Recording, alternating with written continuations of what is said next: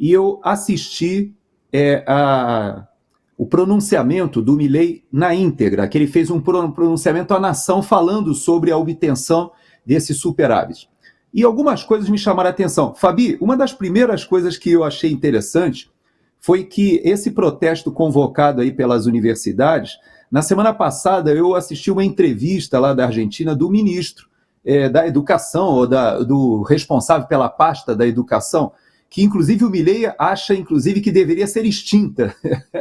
Ele acha que não deveria nem ter Ministério da Educação. Mas, de todo jeito, esse responsável pela parte de educação estava lembrando, olha só, que o antigo ministro da Economia, né, que era o candidato à eleição, ele, durante os últimos 3 meses do ano passado, ele não somente não reajustou, porque a inflação na Argentina é estratosférica, ele não somente não reajustou o repasse para as universidades, como ele deixou de pagar os 3 últimos meses. Então, outubro, novembro e dezembro não foi pago pelo governo anterior.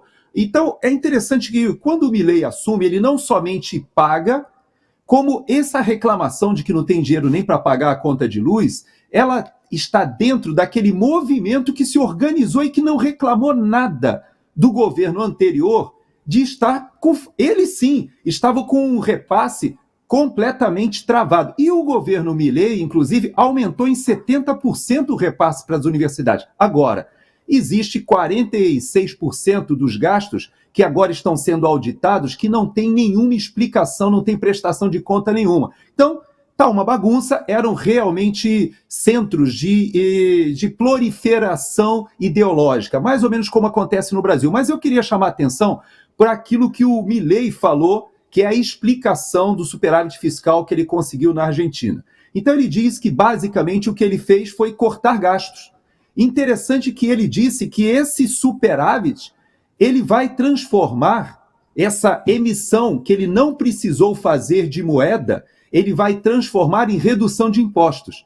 E ele, inclusive, fala que a recuperação da Argentina será uma recuperação em V, muito parecido com o que o Paulo Guedes falava pós-pandemia. E interessante que os argumentos dele são idênticos aos que o Paulo Guedes falava quando vinha aqui no exterior e dizia que o Brasil teria um desempenho melhor até que Estados Unidos, Europa, inclusive teve um desempenho melhor até que a China no retorno da pandemia. Por quê?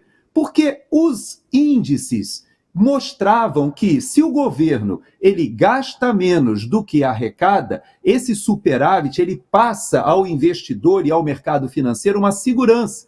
E é isso que o Milei está contando. E ele avisou para os seus opositores, porque eu assisti algumas entrevistas lá na Argentina, e eles diziam o seguinte, que o Milei não duraria 15 dias. O Milei, na verdade, era o azarão, assim como o Bolsonaro, porque as pessoas diziam que ele não chegaria nem ao segundo turno. E ele vai ao segundo turno na segunda posição, e vence no segundo turno. E aí as pessoas diziam o seguinte, não vai chegar na Semana Santa.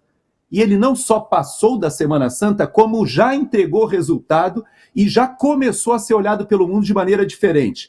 Ele fez uma aquisição de caças F-16 na Dinamarca. Essa aquisição ela foi financiada.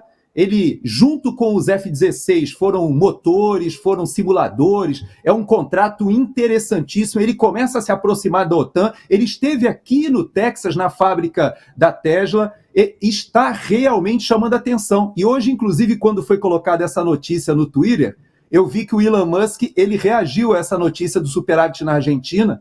Por quê? Porque os investidores começam a olhar a Argentina com muito mais simpatia do que o Brasil. Eu tenho a ousadia de dizer que hoje é uma vergonha que o Brasil seja o único país com uma pegada socialista, uma proposta socialista para a sua economia, enquanto nós temos Uruguai, Paraguai e agora a Argentina, que vão decolar dentro de uma proposta liberal.